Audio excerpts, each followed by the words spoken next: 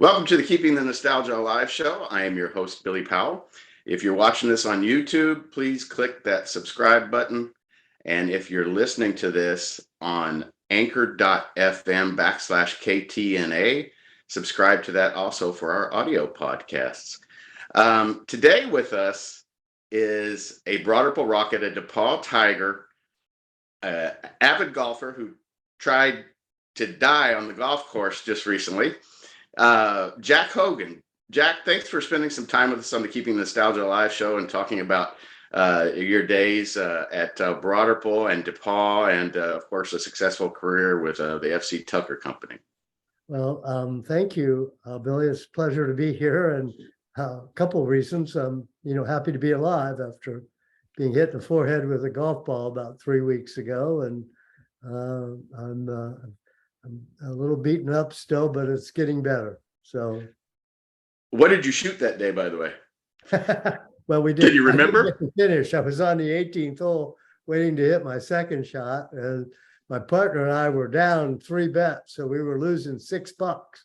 And the good news is our opponents forgave us that debt because of my getting hit in the head and having to leave with all the blood and on my way to the emergency room. So the good news was I didn't get killed, and they forgave me my $6 gambling bet.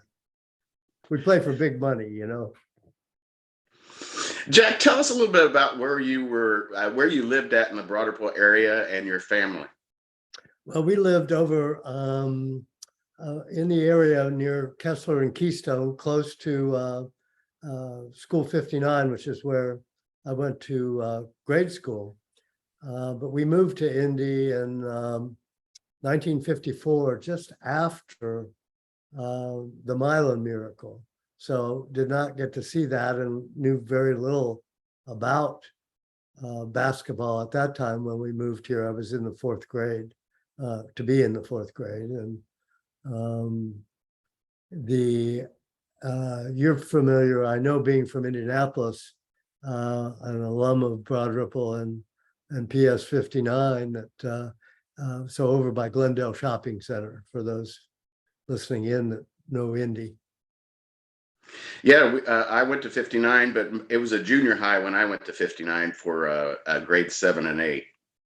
Yeah, I was there grades 5 through 8, and then on to Broad Ripple, graduating class of 63.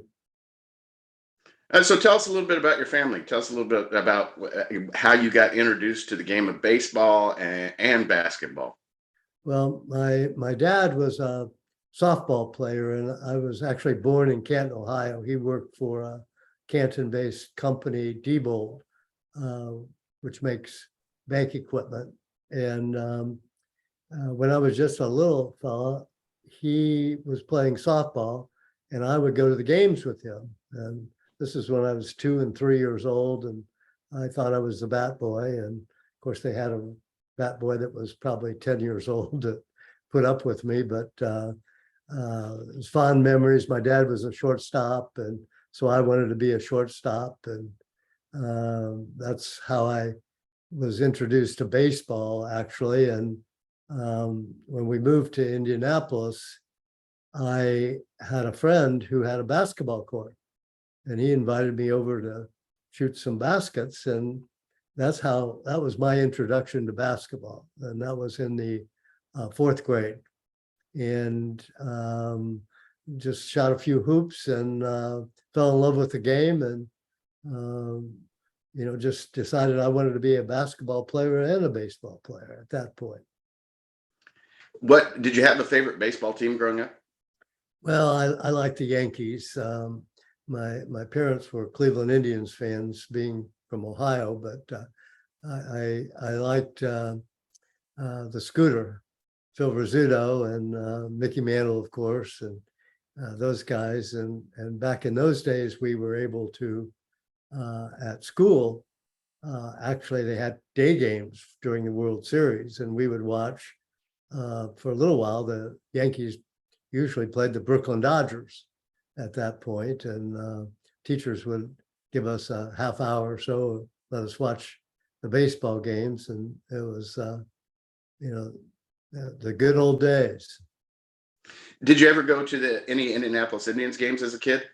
Oh yeah, went to the old Victory Field and then Busch Stadium, and loved going there. And actually, as a junior baseball player here, got to play in several all-star games there. And when we were in the what's it called, the C League, when we were 13 and 14, we won, the Broad Ripple Merchants team won the city championship, and we got to play the championship game at Victory Field. So that was always quite a thrill. How tall are you, Jack? Well, as I tell the nurses in the doctor's office these days, I say I'm 5'6" on a really good day. And I won't let them measure me, of course, because I'm guessing I've lost an inch or so. But as a player, I think my height peaked at 5'5½", but I always rounded up to 5'6", of course, in the program. And with my shoes on, I think I attained that level. So yeah. Did you know what you were getting into when you went to Broad Ripple? Did you know anything about their history in athletics, or did you know about Coach Ring before you even got to Broad Ripple High School? Well, someone took me to a game when I was in, I think, the 8th grade, a Broad Ripple game. And the little gym, and it was packed, and I don't even remember who they were playing, but I saw that game and all the fans, and I said, I want to do this. This is great. So how do I get to do this? And at that time, Coach Ring was not at Broad Ripple, and he was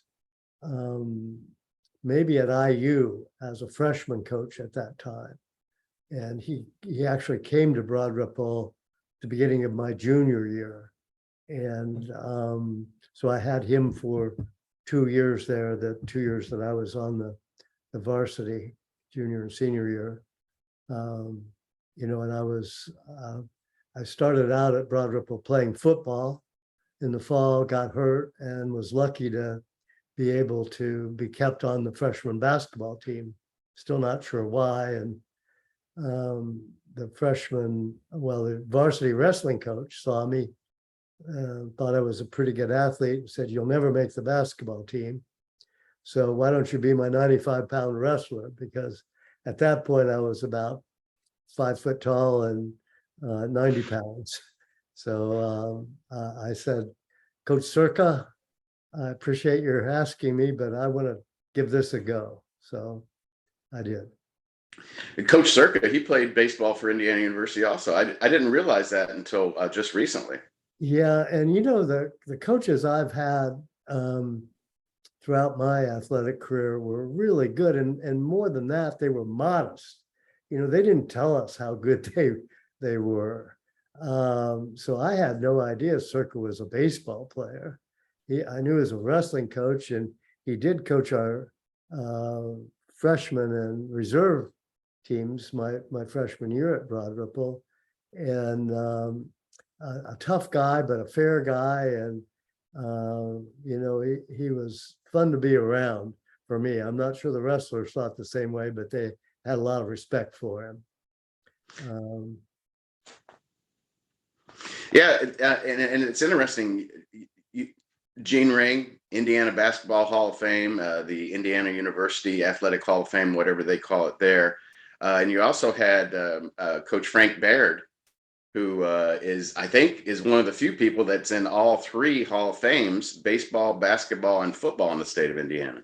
Yeah, he is. And I was lucky. I had Frank Baird for baseball. He had retired from being the basketball coach by that time. And then Gene Ring, who's in the Hall of Fame, Indiana Basketball Hall of Fame as well. And Elmer McCall was my college coach, who is in the Indiana Basketball Hall of Fame, and coached at DePauw after being at South Bend Central and winning 2 state championships there. So I was lucky at that point. I would say Frank Baird was the first real good coach that I had in baseball my sophomore year, and then Ring the junior and senior year, and Elmer. So I was very lucky with the coaches I had, and very lucky that they were kind enough to let me, being as small as I was, to play for them. You know, it's interesting in a lot of news clippings that I have found and researched, they called you the Mighty Giant. And, you know, when people would tell you that you were too small, did that make you more determined or make you practice or work harder? Yeah, I think it did. And Billy, it started when I was in grade school. When I was a seventh grader, I was on the team, but didn't play much. And he said, well, he'll make the eighth grade team, but probably won't get to play. Well, I did. And then on to Broad Ripple, and you'll never play there. And I did. And college. So, I knew I had to do something different. And so I knew I had to hustle. I tried as hard as I could every time I practiced. My parents would drop me off at the Riviera Club, which had an indoor basketball facility, on a Saturday when it opened, and pick me up when it closed. And, had a peanut butter sandwich with me and for my lunch, and just played there all day. And, we didn't have, back in those days, any really kids baseball or basketball programs, other than, well, we had the Little League starting at age 9 or 10, but basketball, the first time I had a coach was my freshman year in high school. And as you know, probably the freshman basketball coach was really a football coach who needed a little extra money, and they gave him the freshman basketball job as well. So my freshman basketball coach, Earl Dosey, was a football player from Purdue, and a great guy, and and a pretty good coach. And again, one of those guys that was nice to let me play. So when did you think that you guys had something special with the basketball team?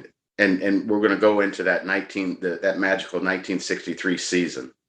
Well, we thought after junior year, and that the next year was going to be special. And we started out on a negative note because one of our best players, Bill Brown, who ended up being an Indiana high school all-star, was sick. He had a thyroid issue and couldn't play the first half of the season. And so we were a little bit bummed out, well, more than a little bit bummed out about that, but we still had a good record, and ended up getting him back, I think maybe after the 8th or 9th game of the year. And we did well from that point on. And one of the things we did, we lost 5 games during the regular season, and 3 of those were city teams. Washington in the city tournament, Tech in the regular season, and Cathedral in the regular season. And we were fortunate enough, and we had enough desire to avenge each of those losses. Washington, the week after they had beat us, we beat them. And then in the sectionals, which back in those days at Butler consisted of 16 teams, and we beat Warren Central, North Central, Cathedral, and Tech to win the sectional. And we were on a roll. And one of the interesting things, and this is something I give Coach Ring credit for, is just before the sectionals started, he put us up in the Murat Hotel, which was one of the finest hotels in Indianapolis at the time, for the Thursday through Saturday of the sectionals. And we thought we were really big time. And I think he did it just to keep us away from any distractions and keep our focus on on basketball. And, we did that every weekend thereafter for the sectionals, regionals, and semi-state. And as you know, we won the regionals, actually beating Southport, who had Louis Dampier at the time, in the final game of the regionals, and then went to the semi-state, beat Connorsville in the afternoon, and lost to Muncie Central in the evening game. They had Rick Jones, Mr. Basketball that year, and Mike Rolfe, who is in the Indiana Basketball Hall of Fame as well as Rick, and he played at the University of Cincinnati. He was big center, probably 6'8", and our front line was probably 6'3" across the board, center, forward, and both forwards. And then Tom Corson, who played guard with me, ended up as a football player at Colorado, played defensive back with Hale Irwin, the professional golfer. And really all of our starting five went on to play college basketball. Do you look back on that Muncie Central game? Is there something that you guys could have changed up or switched up and possibly could have won, or did they just have more talent? Well, they were bigger for one, and they were also very good. And I would say, given a rest period, back in those days, we played 2 games in one day. And Connorsville was a tough opponent for us, and I think we were pretty tired. So we were not what I would consider at full strength, although, probably the Muncie Central people would say that they played an afternoon game as well. So, but they were the better team, and they won the state championship. So they proved that they were deserving. Man, Indiana high school basketball has changed so much. That Hinkle sectional, and you were all, and I have a video footage of the Connorsville game, and Tom Carnegie was calling the game. Just what probably magical memories that you had in Hinkle. Oh, well, I grew up when we moved here in '54. Shortly thereafter, my dad bought season tickets to the Butler games. So that was when Bobby Plump, Ted Guzik, Wally Cox, who was a Broad Ripple player and actually led the city in scoring in 1954, the only year that Oscar Robertson didn't win the city scoring title during his high school career.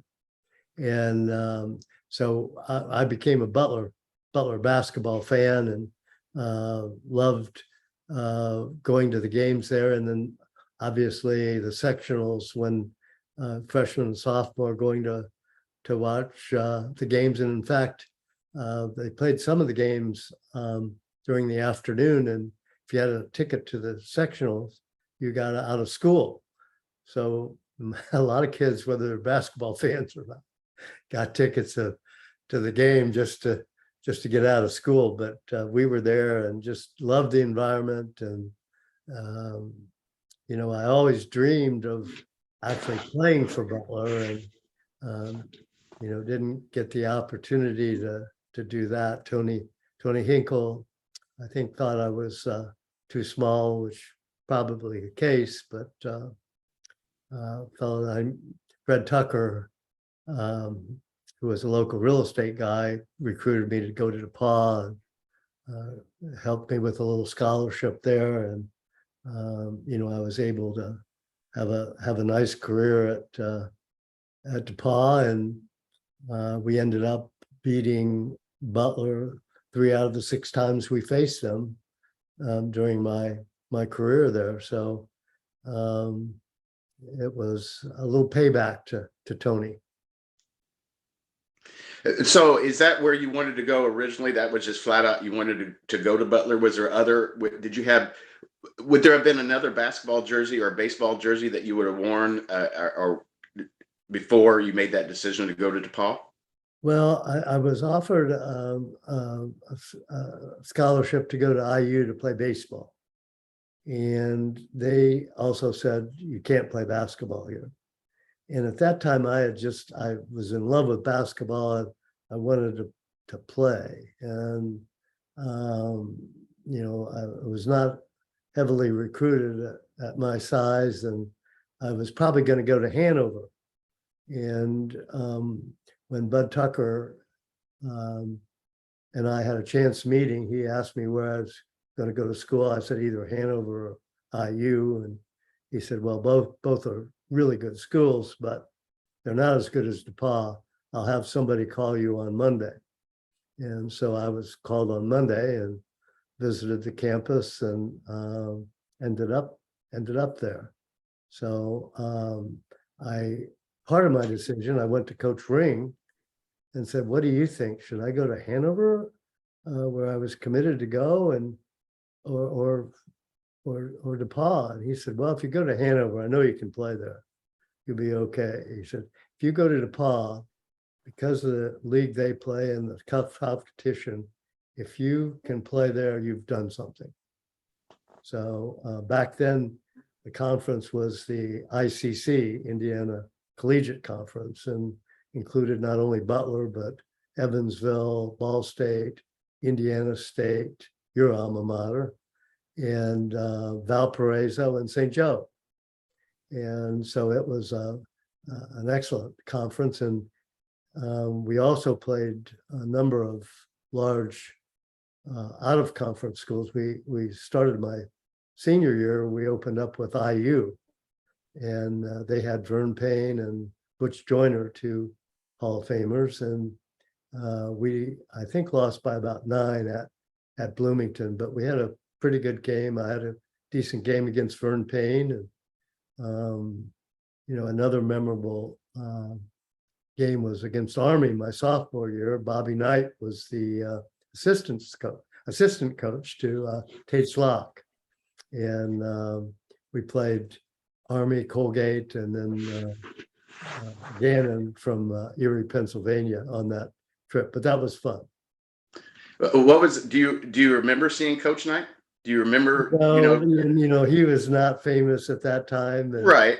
He had been a 6th man or 7th man at Ohio State, and we followed Ohio State, but really didn't know of Coach Knight. And then Coach K was a freshman at Army at that time, and we didn't know that either, because freshmen weren't eligible to play back in those days. So, but it makes for a good story to tell. It. You also went to Roberts and beat Evansville at their peak, didn't you? Well, yeah, I would say maybe just it peaked the year before when they had Jerry Sloan and won the NCAA college division. They were undefeated, beat us twice. Of course, we contributed two of their wins, but they also beat, I think, Northwestern, Notre Dame, and Iowa that year. So they were a really formidable team. And then the next year they still had Larry Humes, Sam Watkins, Herb Williams, and we did what not many teams had done, beat them at Roberts. And I had probably the best or second best game of my career there. Got, I think, 24 points, had 6 steals, 6 rebounds, which was like unbelievable. They must have been first bounce rebounds is all I can figure out, and a bunch of assists. So, but it was a great team effort, and it had to be to beat those guys. Tell us about your relationships with those great coaches. Coach Ring, did you continue to have a relationship after you left Broad Ripple? Coach Baird, Coach McCall. Tell us just a little bit about each one of those individuals and what they meant to you. Well, they were all great coaches. I couldn't, say one was better than another, or that I liked one better than another. They were all different, but really, really good men, good mentors.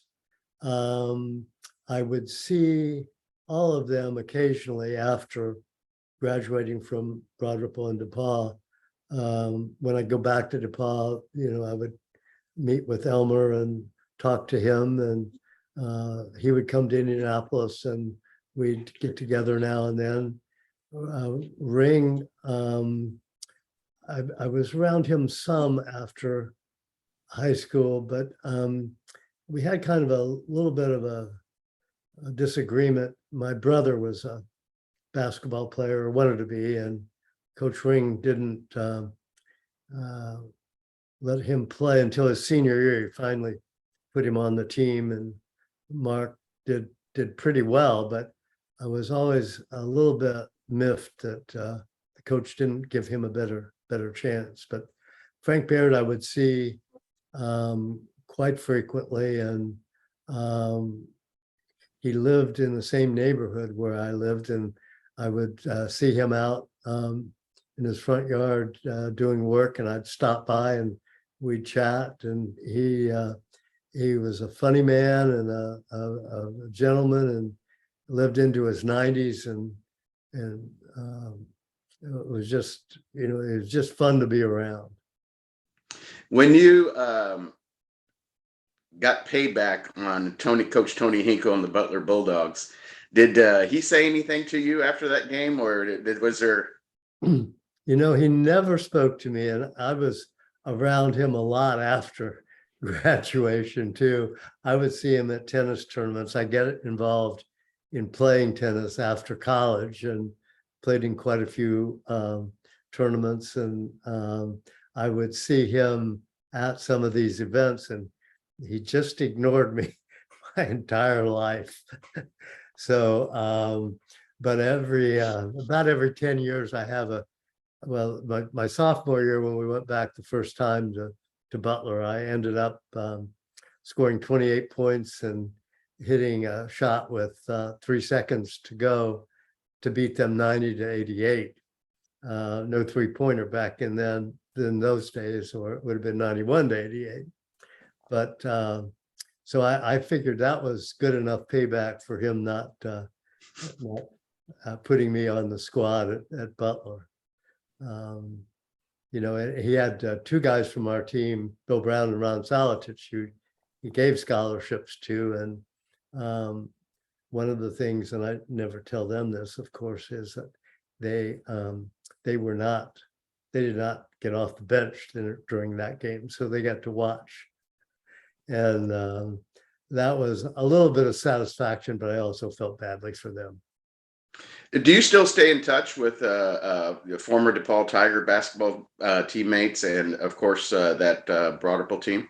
Broad Ripple team especially, and I'm very close to Broad Ripple grads, especially my class. And we've got a golf tournament that I've run every year coming up later this month, and we've got 20 players from the class of '63, and it includes Bill Brown and Ron Salatich, both who were on that '63 team with me, and both great guys, and all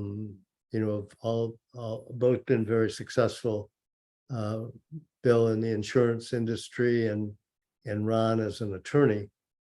And some of the basketball teammates I see infrequently now, but one of my good friends, Denny Barrett, who played guard with me at DePauw, just passed away 2 years ago of COVID, and we played a lot of golf together, and I really miss him a lot. And I think of him when I hit a particularly bad golf shot, because he would be, I figure he's up there laughing at me because we were both bad golfers. You got quite an honor from DePauw also with your outstanding basketball career, and you were inducted into their Athletic Hall of Fame. Is that what it's called? Yes, that was nice. I think that was in the early 2000s, and that just kind of validated my career, because as we discussed before, a lot of naysayers, you'll never do this, you'll never do that. And, it meant a lot to me. When I was at DePauw, I averaged about just under 14 points a game, and scoring was not my strong point. I was a good assist guy and stole the ball quite a bit, and I did that in lieu of not getting many rebounds. And um, it was a great honor, and I got a nice note. Coach McCall was sick at that time and couldn't make it, and got a nice note from him saying that it was well deserved. And I ended up as at that time the sixth leading scorer in DePauw history, because I'd played basically all 3 years I was eligible, started all 3 seasons. Your son Slater, pretty good at tennis. Yeah, he got the scholarship to Butler that I didn't get. He was a pretty good tennis player, and I'm reluctant to say that he actually went to Cathedral, which was an arch rival of Broad Ripple back in our days, or my days, I should say. You're not my vintage by far, but he was good tennis player, and won the city championship junior and senior year at Cathedral, and got a scholarship to play at Butler, and played number 1 at Butler. So yeah, and he played a lot of tennis after school as well, and now owns a nightclub and restaurant in downtown Indy. And I have one grandson, Jack, who's now 10 years old, but doesn't seem to have the interest in sports that Slater and I had, but it's still fun to hang out with him. Did you go to Coach Ring's funeral? I did, yes, I did. And was able to speak to his son, Bobby, who followed us. He would come to practice a lot when I was at Broad Ripple, and he would have been probably in grade school, or maybe I'm not sure exactly how old he was, but he and Coach Brown, who was the assistant coach and head football coach, both their sons named Bobby, followed us and were in the team photos most of the time. It's interesting. You said earlier that all those coaches, great coaches that you had, were all modest. I mean, you couldn't. I found out everything about Coach Ring after I graduated high school, and now I wish I would have pried and asked more, because what a fabulous career.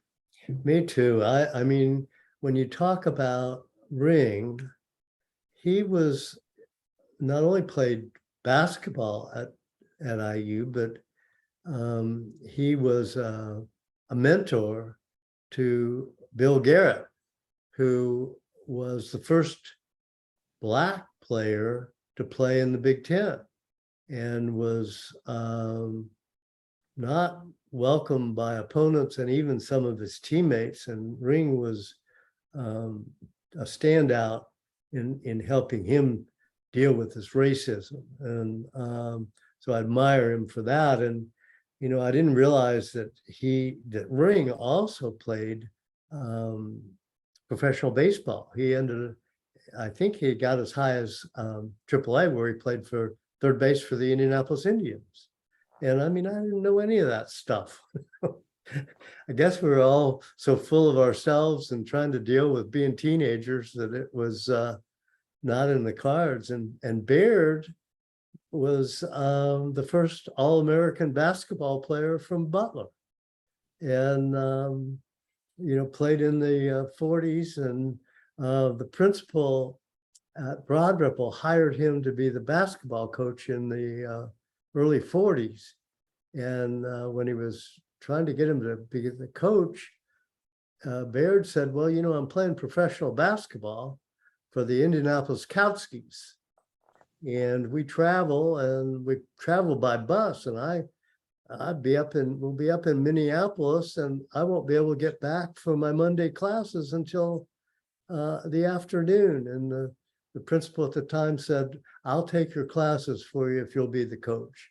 Wow. And so that's how Baird was hired as the basketball coach. And in 1945, his team went to the Final Four and lost in the afternoon game to one of the Evansville schools. Can't remember which, but Bossy. yeah, he was, and he played on the Koutskis with Johnny Wooden. And, so these are things that I've learned, I think, history lessons that I wish I'd known back then, but I sure know now.